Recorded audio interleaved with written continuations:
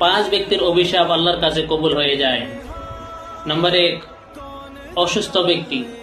অসুস্থ ব্যক্তি যদি আপনাকে অভিশাপ দেয়, সে অভিশাপ ফেরত যায় না, আল্লাহর কাছে কবুল হয়ে যায়, তাই সাবধান।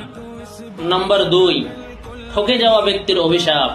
যেই ব্যক্তিটি ঠকে গেছে, ওই যদি দীর্ঘ শ্বাস ফেলে আপনাকে অভিশাপ দেয়, সেই অভিশাপ আল্লাহর কাছে কবুল হয়ে যায়, সেই জন্য এখানেও সাবধান। নাম্বার 3, ভিক্ষুক বা অসহায় ব্যক্তির অভিশাপ।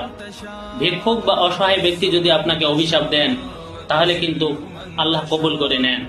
ভিক্ষুক এমন যে তার কাছে নেই বলে আপনার কাছে চাইতে গিয়েছে, সেই জন্য এখানেও সাবধান। নম্বর 4, মুসাফির ব্যক্তির দোয়া আল্লাহ তাআলা কবুল করে নেন। মুসাফির ব্যক্তির কাছে আল্লাহ তাআলার দোয়া সব থেকে গ্রহণযোগ্য, সেই জন্য মুসাফির ব্যক্তির দোয়া আল্লাহ তাআলা কবুল করে নেন। 5 নম্বরে, এটা হলো ইম্পর্টেন্ট, 5 নম্বর হলো মা বাবার দোয়া। মা বাবার কাছে আপনি চাইবেন, সব জিনিসে দোয়া চাইবেন। এমন কিছু হয়ে না যাক যে মা বাবা আপনার কাজে অসন্তুষ্ট হয়ে যায়, সেই জন্য মা বাবার কাছে ভালো আচরণ করবেন। মা বাবার দোয়া কখন আল্লাহ তাআলা ফেরত দেন না, তার সেই জন্য সবাই মা বাবার খিদমত করবেন।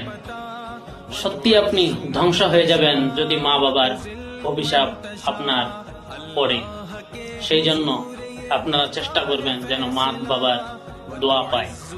একজন ইমাম ছিলেন, কাবা ঘরের ইমাম, এত বিধি কালো ছিলেন, কিন্তু আল্লাহ তাআলা তাকে কাবা ঘরের ইমাম বানিয়েছে।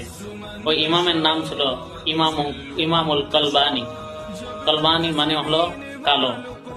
তো ওনাকে একটা মানুষ জিজ্ঞাসা করেছিল যে তুমি এত কালো হবার পরেও কেন কাবা ঘরের ইমাম হলে?